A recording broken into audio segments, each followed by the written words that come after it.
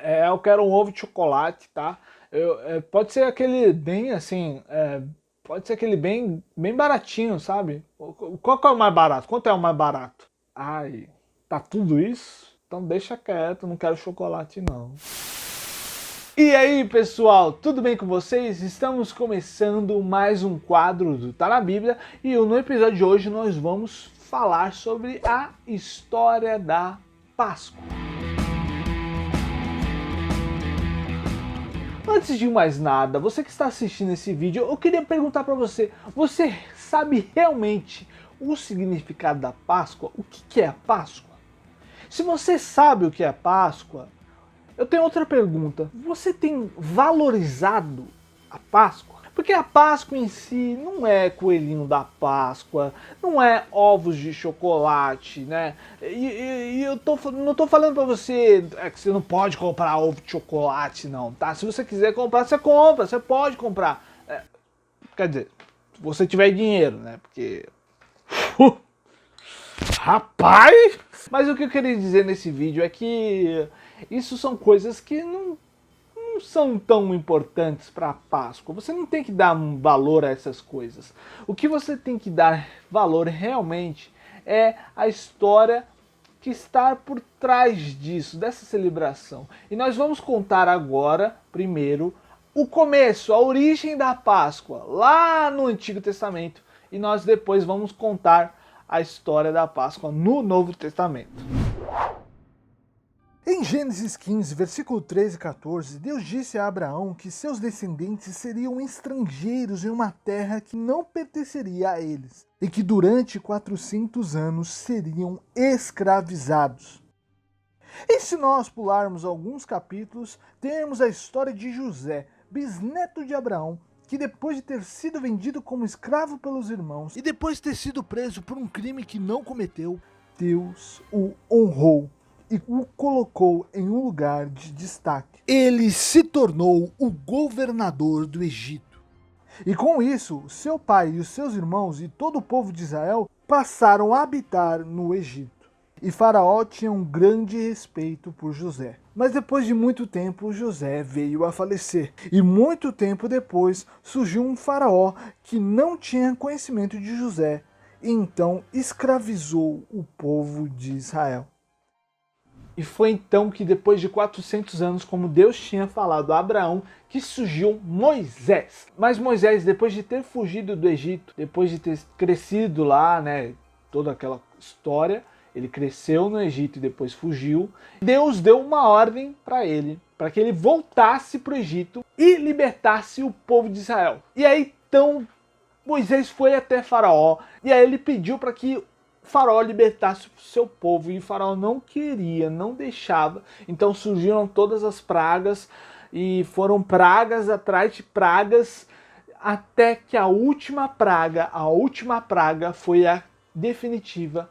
Deus mandou uma ordem para Moisés e todo o povo de Israel, que está lá em Êxodo 12, versículo 1. Em Êxodo 12, o Senhor ordenou a Moisés e Arão no Egito para que toda a comunidade de Israel separasse um cordeiro ou cabrito, macho de 1 ano e sem nenhum defeito, para sacrifício ao Senhor. E era necessário que eles comessem de toda a carne assada no fogo, com ervas amargas e pães sem fermento, naquela mesma noite. E eles deveriam passar um pouco do sangue do animal nas laterais e nas vigas superiores das portas, para que assim, ao passar o anjo da morte, aquele que tiver a marca de sangue na sua casa terá seu primogênito poupado.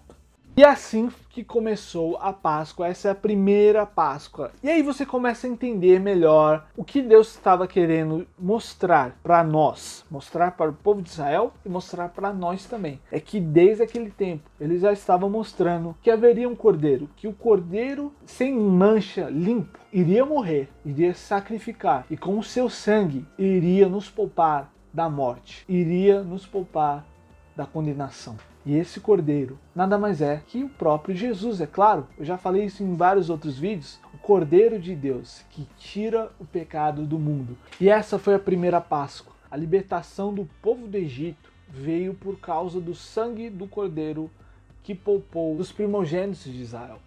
E por conta disso, os primogênitos do Egito, aqueles que não marcaram as portas, eles foram mortos. E por isso, Faraó se enfureceu e libertou o povo de Israel. E aí teve toda a história, o povo de Israel foi liberto, mas Faraó se arrependeu de ter feito isso e foi atrás. E aí, essa é uma história para outro vídeo. E para a gente não perder o foco da mensagem, que é a Páscoa, é a libertação do povo do Egito, nós vamos agora para a história da Páscoa no Novo Testamento.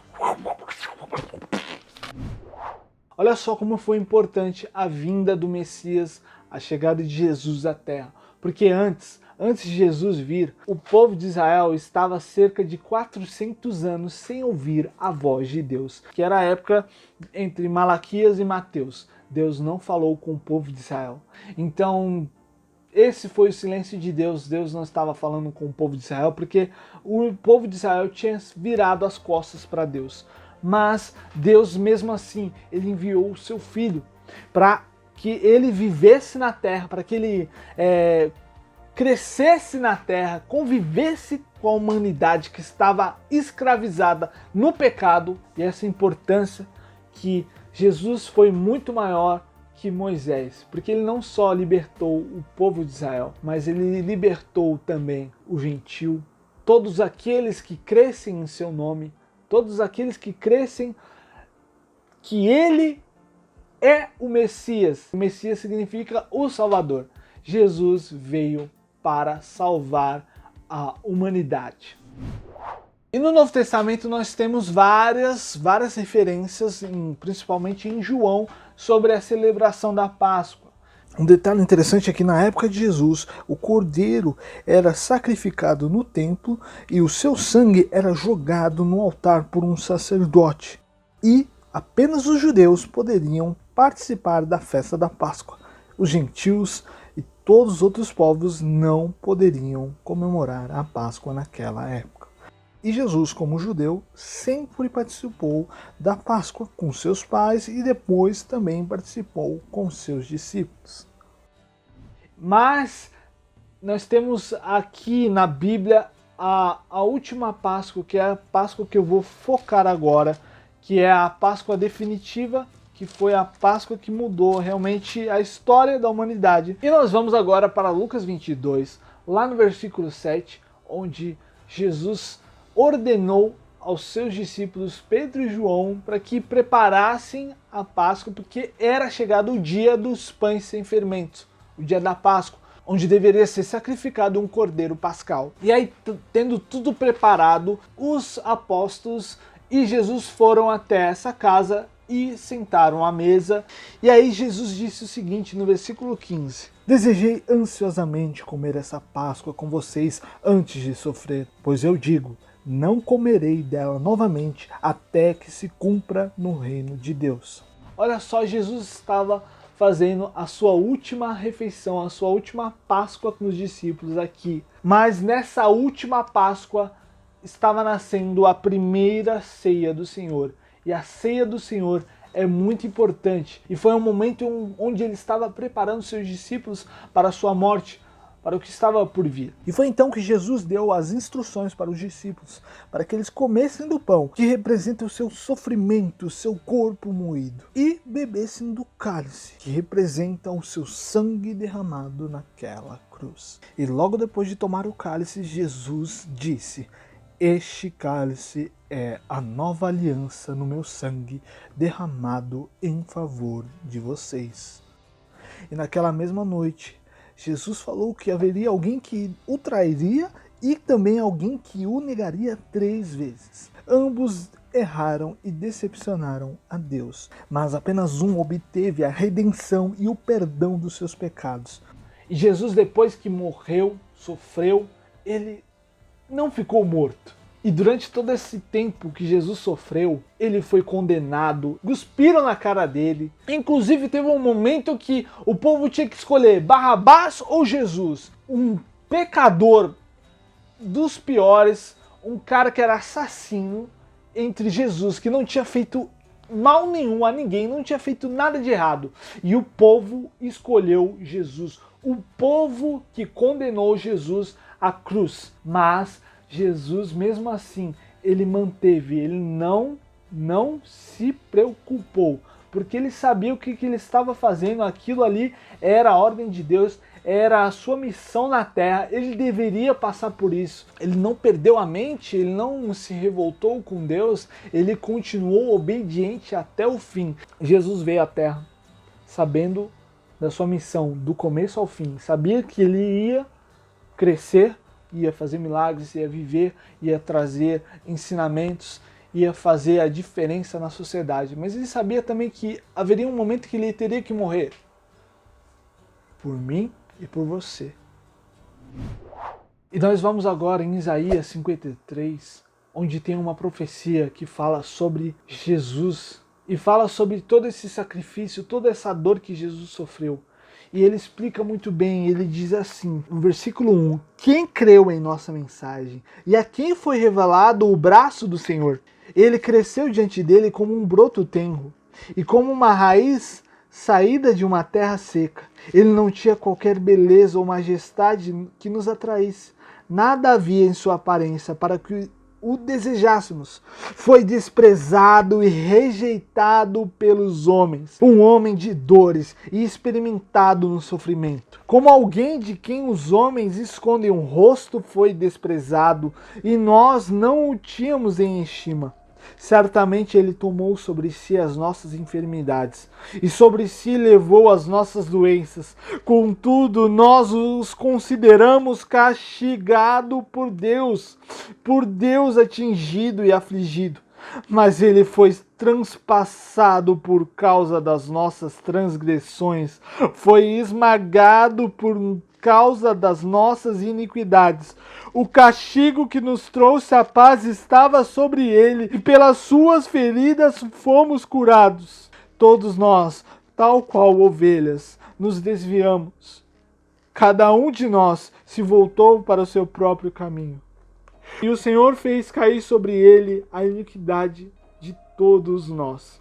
Ele foi oprimido e afligido, e contudo não abriu a sua boca. Como um cordeiro foi levado para o matadouro, e como ovelha que diante de seus tosqueadores fica calada, ele não abriu a boca. Com um julgamento opressivo ele foi levado. E quem pode falar dos seus descendentes? Pois ele foi eliminado da terra dos viventes. Por causa da transgressão do meu povo, ele foi golpeado. Porquanto ele derramou a sua vida até a morte, e foi contado entre os transgressores, pois ele levou o pecado de muitos, e pelos transgressores intercedeu.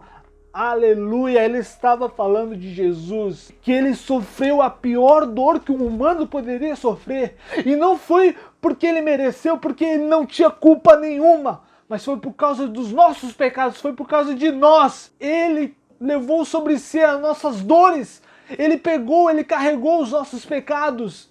Ele sofreu por mim e por você. Ele morreu e ele foi colocado no túmulo com os mortos. Mas... isso não foi o fim. Isso não foi o fim. Ele morreu, mas ao terceiro dia ele ressuscitou. A morte não pôde detê-lo. A morte não pôde terminar com aquilo que Deus tinha para nós, para o seu povo. Jesus nos sarou, nos libertou, nos salvou. Esse é o verdadeiro sentido da Páscoa. Portanto, louve ao Senhor, porque por causa do seu sacrifício, nós somos livres e nós temos a salvação. E você precisa crer. Todo aquele que crê nessa mensagem, todo aquele que crê na mensagem da cruz, que pode parecer loucura para os que estão morrendo, mas para nós é o poder de Deus. Quando você comemorar a Páscoa, quando você tomar da ceia do Senhor, lembre do sacrifício do Senhor, lembre do que Ele fez por nós, lembre do que Ele sofreu por conta dos nossos pecados, por causa de nós. Lembre-se da salvação que Ele trouxe para todos nós que cremos nele. Então é isso, Deus abençoe vocês, espero que vocês tenham sido edificados nesse vídeo, que você possa sempre se lembrar dessa mensagem, em nome de Jesus. Se você gostou desse vídeo, dá um like aí, dá um joinha, compartilhe com seus amigos e não deixe de se inscrever no canal da Cristo é a Resposta que está aqui embaixo. Você pode se inscrever aqui no botão aqui e até mais um vídeo. Falou, gente, valeu!